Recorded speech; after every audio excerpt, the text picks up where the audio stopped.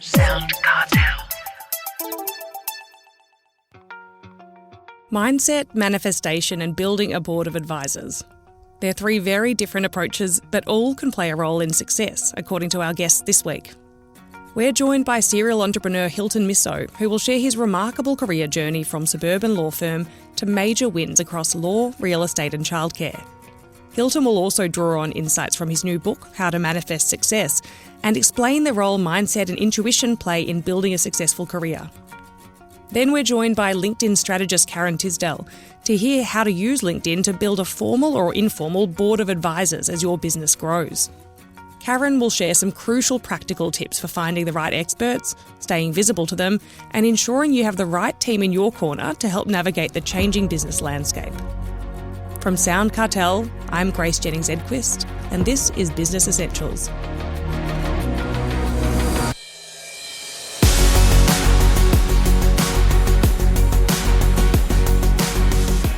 Our first guest is serial entrepreneur Hilton Misso. Hilton has built a career on resilience, intuition and purpose-driven leadership. He started out at his father's suburban Queensland law firm, Trilby Misso Lawyers, which was a pioneer of the no-win, no-fee model decades ago. Hilton later sold that firm for $57 million to Slater and Gordon.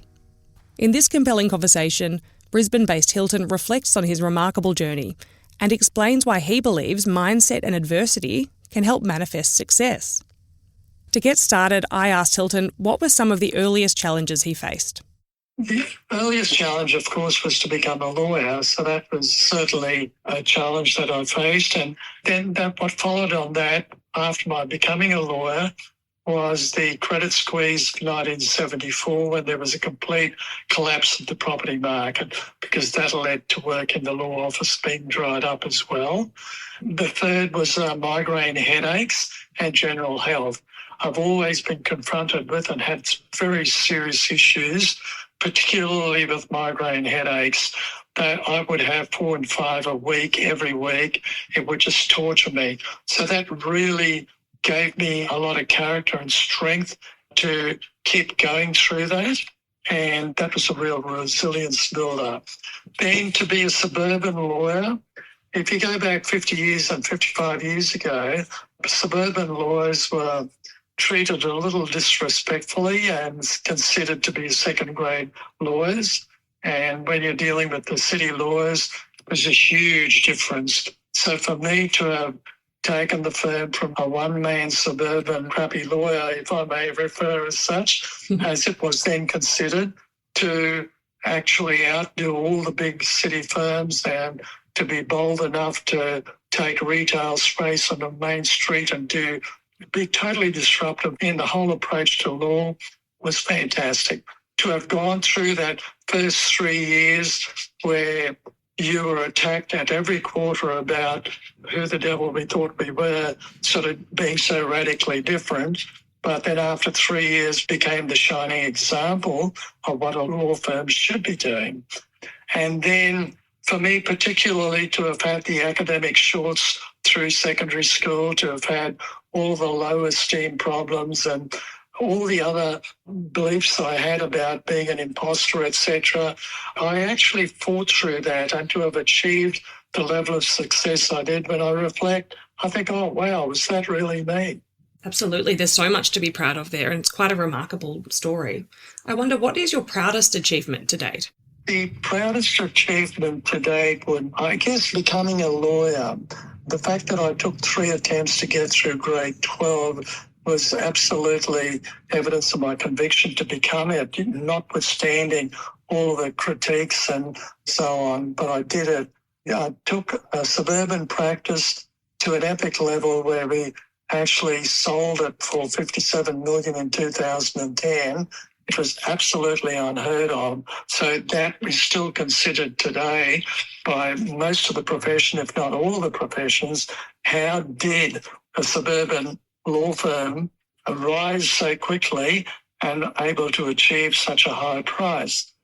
Then the other achievement was to have pioneered the no-win, no-pay like never before, was certainly good. And that was because I had tested so many different things before. then taking on the idea of personal development, because I've always been engaged in personal development. Probably my greatest achievement is to have taken one simple idea from a personal development seminar I went to.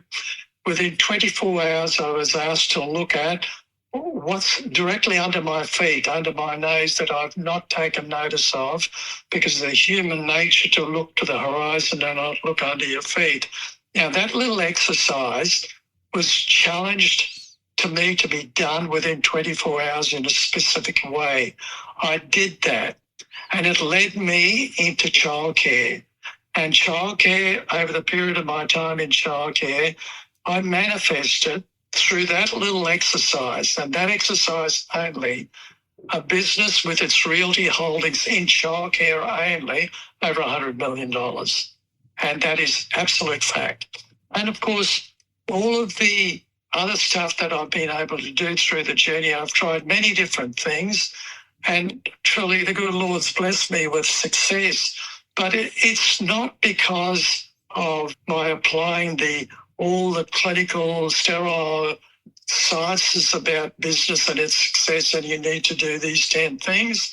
It was simply a matter of, it really was through my being made invisible, irrelevant, redundant. I always wanted to remain under the radar, and I just never allowed myself to fall into the ego trap, because of course I had low esteem with the idea of being called an imposter, etc. So I found it safest. My safe place, my happy place, was to be completely out of sight and yet backstage, but strategically in control of everything. So when I look at that, all of that I'm very, very proud of.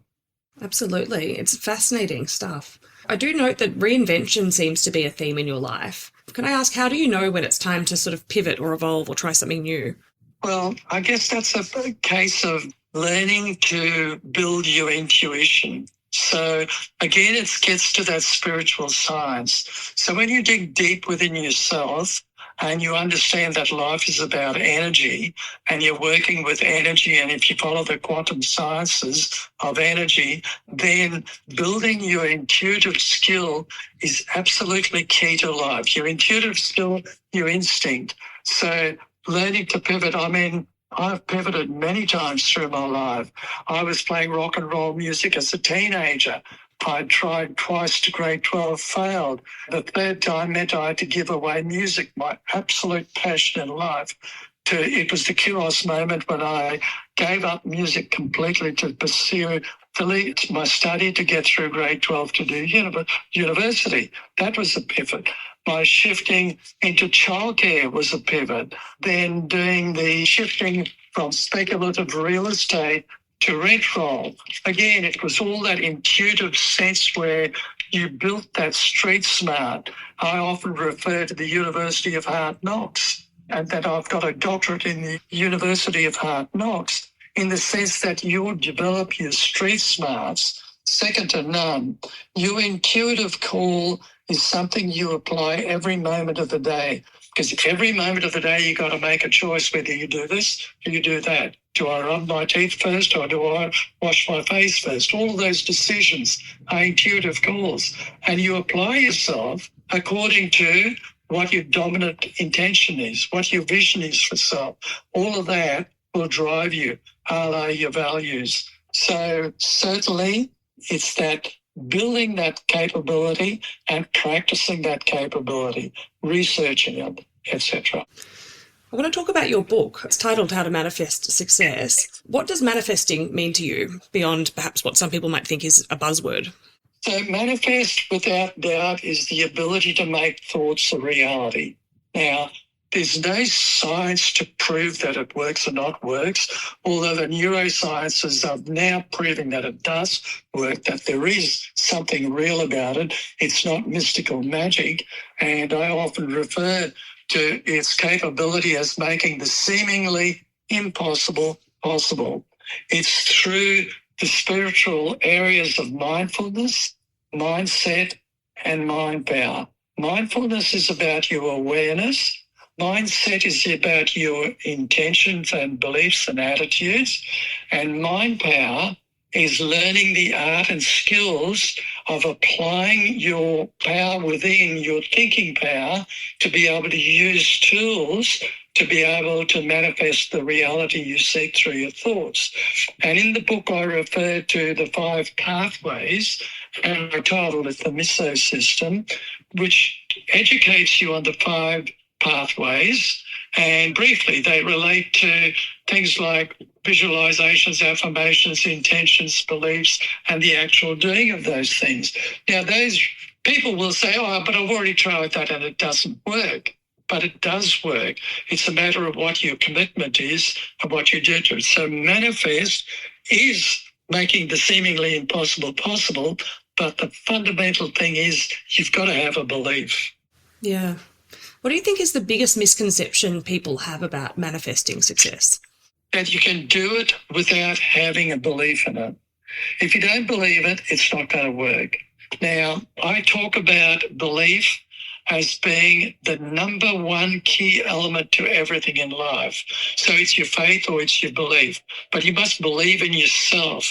And if you haven't got belief, then you are absolutely going to find it very, very difficult to achieve whatever you want to achieve. And if you've got one single negative belief about something you're trying to achieve, then that's a blocker, and you need to turn that belief around. So I've studied the science of success and what the importance of belief and the pivotal difference between the groups that have and the groups that have not. Now, that's a very interesting exercise. And when you go to the dynamic of the twins, who've got absolutely everything the same, from their bringing up to their parents, to their education, to the same degrees, to the same everything, one has abundance and the other does not. And deep studies have proven that it is the differentiator is the belief systems one has against the other. And if one has, at a subconscious level, that money is the root of all evil, money makes you work hard, it's the cause of all your problems in health, and has those sort of negative beliefs at a subconscious level, yet at a conscious level, they don't concede they have it. But when you do your little audits on your belief system, you can unpack that. And it's been proven for the twin that hasn't got abundance, when you get there and test and check and find that there are those subconscious negative beliefs, and when you set about with certain programs to reverse those beliefs and get rid of them, then that twin who's in the have-not group immediately shifts to the have group. So it's a very, very powerful tool in enabling the ability to manifest. Look, my final question for you is, what advice would you give to business leaders looking to innovate with impact today? I think the most important thing is life is about not what you get in possessions and not the skills you get. It's about who you are and what your why is. What is your compelling why in living life? For me, it's to do good for the many with leverage and have impact. Now, if you want to look at it through the lens of what is the clinical business success to growth, those 4 elements are absolutely vital, right? But you've got to be authentic. You've got to be credible in terms of your quest to do that. So then you'll say, okay, in what area? If it's to help the less fortunate, as it was for us in the law, then you'd look at doing no-win, no-pay law, because the good is the no-win, no-pay. The many is the middle to lower socioeconomic. The leverage is develop a brand, get the technologies, all the systems you do to apply to increase your efficiency and impact. It can be multiplied many times, and then it has to have impact and traction at the end. Now, with the law firm, it had all of those 4 things. And of course, when you get to the 8 essential ingredients to making success, and there is 8 criteria, one of them is to make yourself invisible, irrelevant, redundant. Because if you, as the strategic manager of the thing, was able to create something that self-ran without the need of you or the visibility of you or your name to it, your multiplier on end value on exit is much higher. Yet you see it repeatedly The people who are doing the business and the innovation want to feature as the star, the hero, and the key person, and this cannot work without them, right? All that's great for the ego, but it's not going to get you multiple. So then when you get to the new person, okay, remember those things. You need to have a vision that means something. It's got to be aligned with your compelling why. All your values and principles have to be aligned, not with your personal life only, with your business and everything you do in life. There has to be alignment. And when there's alignment, magic happens. So my call to anyone who's looking to do that, remember, form that compelling why, just why you're doing what you're doing, and be very authentic about it. And there's no failure. There's no embarrassment, because if you've got a compelling why, you get on the cycle of C's where you've got challenge, you need courage to take on challenge. Every time, whether you win, lose or draw, you learn something, which means your capability goes up. When your capability goes up, your confidence goes up. When your confidence goes up, your courage goes up. When you take on the challenge the next time, the challenge actually diminishes, right? And you keep going through that cycle where you start to build resilience. You start to develop that belief in yourself because you're getting these little wins. But you must take stock of that and know where you're going. Work with your compelling why. You talked briefly about, dealing with chronic migraine headaches, and as someone who myself, deals with chronic health stuff, and I know a lot of our listeners also are managing this in the background. Do you have any advice, or is it something that you address in the book at all? I suppose how to factor chronic health or chronic pain into, manifesting success? I had no choice. From a young age, at the age of 10, I started developing migraine headaches, but I always knew what I wanted. And I always knew that I wanted to do big things. So it's that drive. So when you learn to recognize that your hardships, your health issues, and all the other difficulties are a blessing to you, it is the raw material with which you build success. Because if I had good health, I had a normal physiology of anybody else, I would just be the average battler who gets nowhere today, frustrated with his life. But it is because I had the enormous challenge of headaches and bad health and all the other things that it got me to go deep within myself and draw on the magic, draw on that belief, and draw on that will and determination to go through it. So you learn to embrace your adversity. When anything goes wrong, I immediately say, what am I to learn here? Right? I've got to learn that it's will and determination. How serious am I with my compelling why? And it builds resilience, right? And it builds your courage and confidence to face anything. So that is my answer to that. It is a blessing, and learn to play the game with the card, with the hand that you've been dealt. Do not engage in the blame game. Get on with it. It is what it is. That was serial entrepreneur Hilton Misso.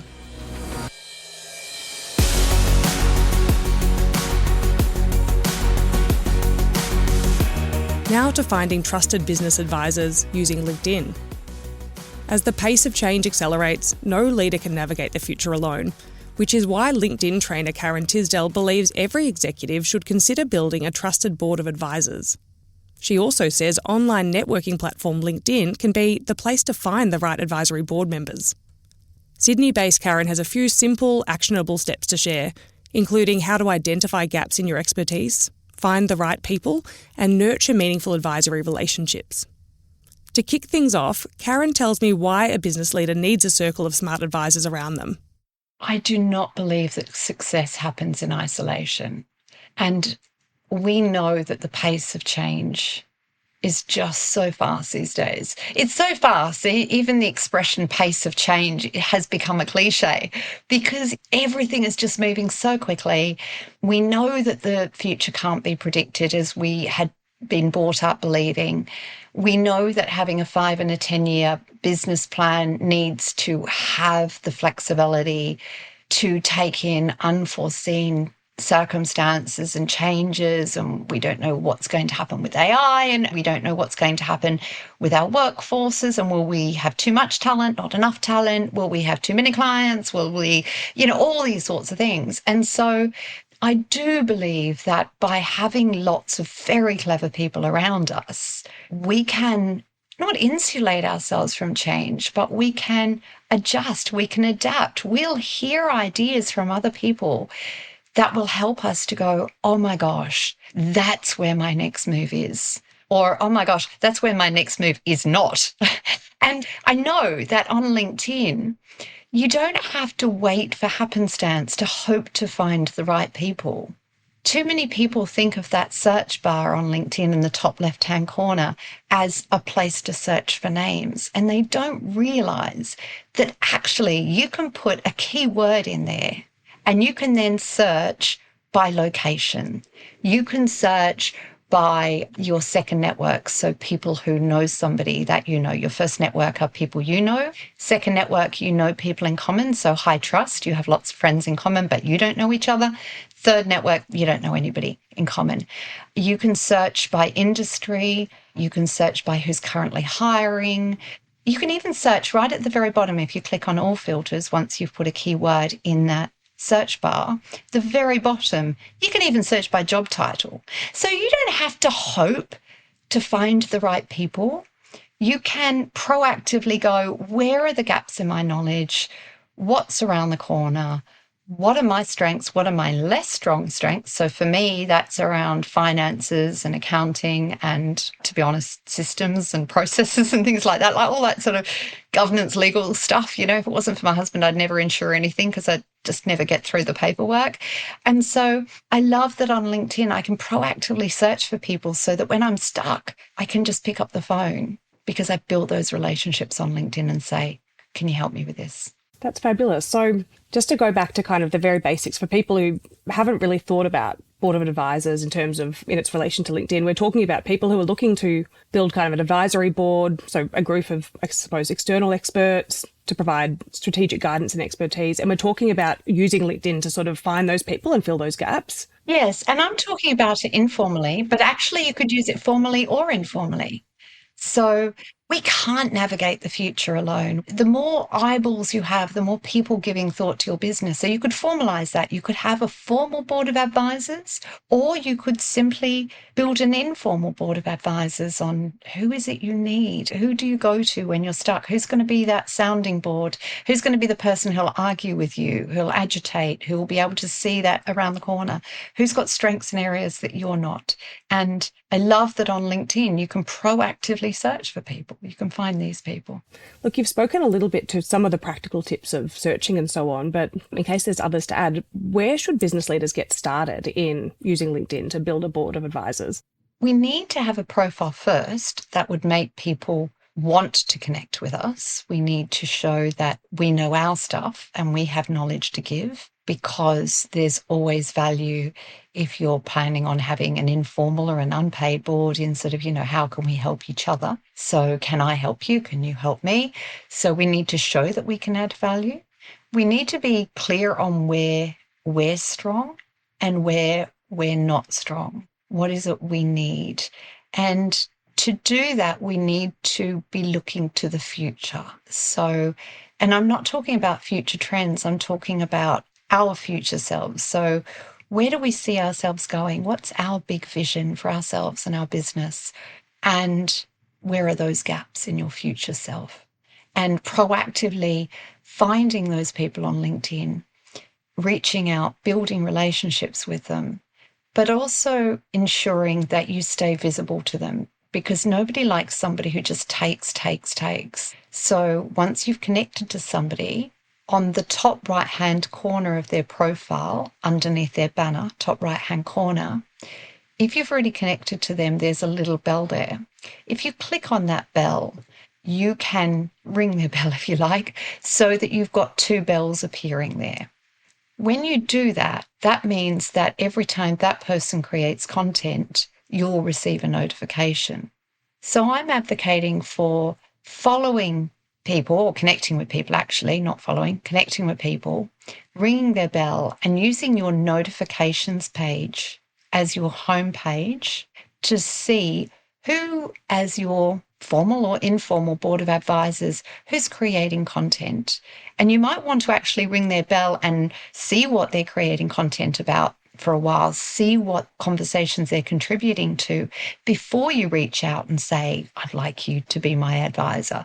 You might want to sort of see what sort of ideas have they got and actively comment on their posts, because attention is a gift and good people know good people. So if you're commenting on people's posts, particularly when they've just posted, you'll get visibility not just with them, but also with all of the people who subsequently see their post and comment on it.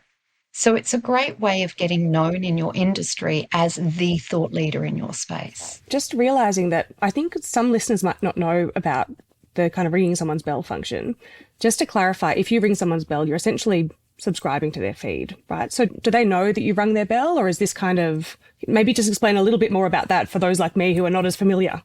I think most people are not familiar. I think this is hardly ever known about, and LinkedIn don't talk about it because it serves LinkedIn's boss, Microsoft, to have people constantly scrolling through the feed. And so having a LinkedIn trainer like me who's saying, just ignore the feed and look at your notifications is certainly not something that LinkedIn talk about, because it would mean that your time on platform would be much shorter, but in my opinion, much more intentional. So no, they don't get notified when you've rung their bell.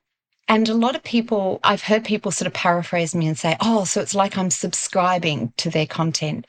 But that is to have this idea that you'll see more of their content in your feed. And actually, you won't see any more or any less of their content in your feed. Instead, it shifts every time they create content. You'll see it in your notifications. So at the top of LinkedIn, you've got a ribbon, you've got your search bar on the top left-hand side, and then you've got, messages and who you know, messages, and you've got a tab called notifications, which most senior leaders ignore. But you can use your notifications as a way of going, well, who do I want to see?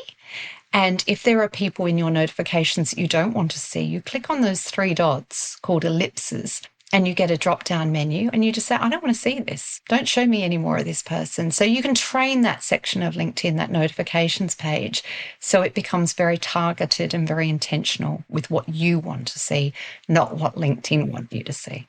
You mentioned something about, approaching someone, connecting with them, and then obviously you engage with them and, you've strategically made sure that they are someone you'd like to be on your board of advisors.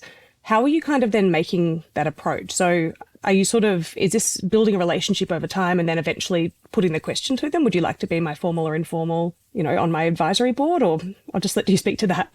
Yeah, that's a really great question. I love that. And I'm answering that differently now than I used to years ago, because for a long period, we were building relationships online. We were keeping those relationships online. And of course, during those COVID years, we had little choice but to live online. But people nowadays, I do feel that they're yearning for that in-person contact. I also believe that every time we open our LinkedIn inbox, we almost brace ourselves for being sold to. And these days, I'm finding myself doing the same thing with my emails as well. I sort of almost take a breath every time I open my email, like, oh, how much spam have I got this morning?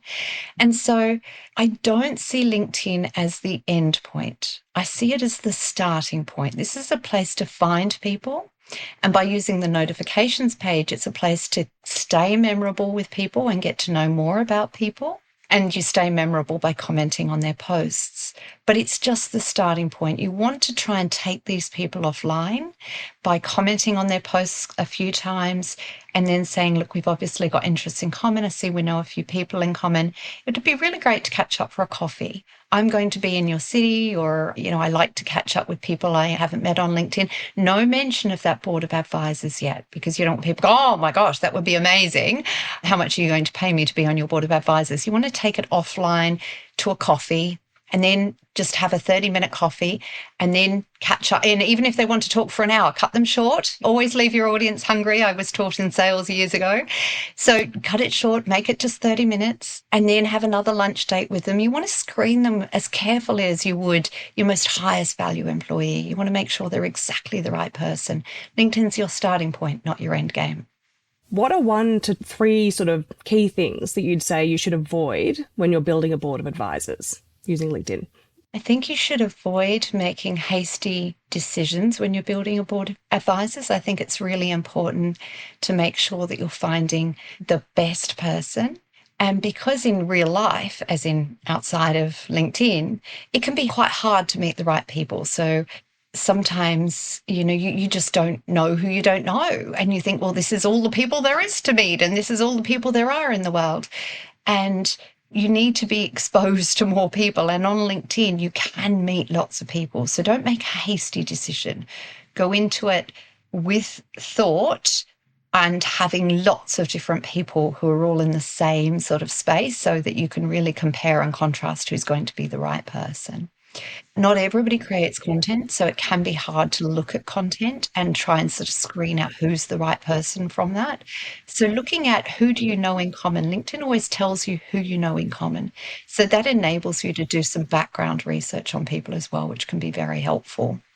And also just by asking them a few questions, seeing how they answer it, and looking at their qualities as well. You want somebody who's genuinely curious or interested in your business, not somebody who just enjoys trotting out the same theory again and again. People often fall in love with their frameworks or their ideas. So you often have people, and I know this because I write for board members, you often have people who have a great framework or a great process for solving a problem, and they fall in love with their framework. And they've got a solution that's looking for a problem. And you don't want to be like that. You want to find the right person. All right, look, I've learned so much. This has been fabulous. Before I let you go, I'll ask, is there anything else that you think business leaders should know on this topic?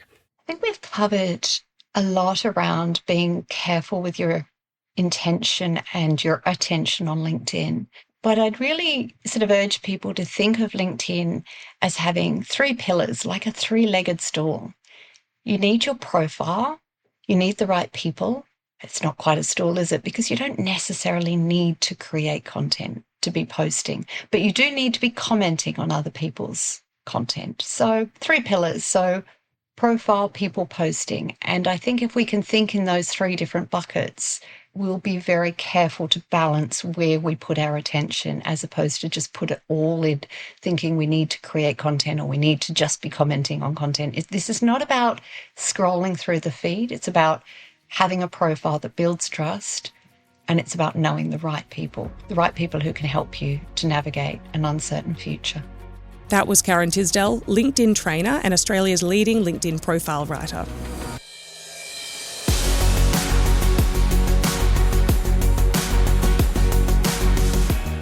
Thanks for joining us for this week's episode. Follow Business Essentials podcast across social media and head to businessessentialspodcast.au for more. Business Essentials is a SoundCartel podcast. Producers are Nick Schellberger, Nicole Goodman and myself. Technical production is by Pete Letts. I'm Grace Jennings-Edquist.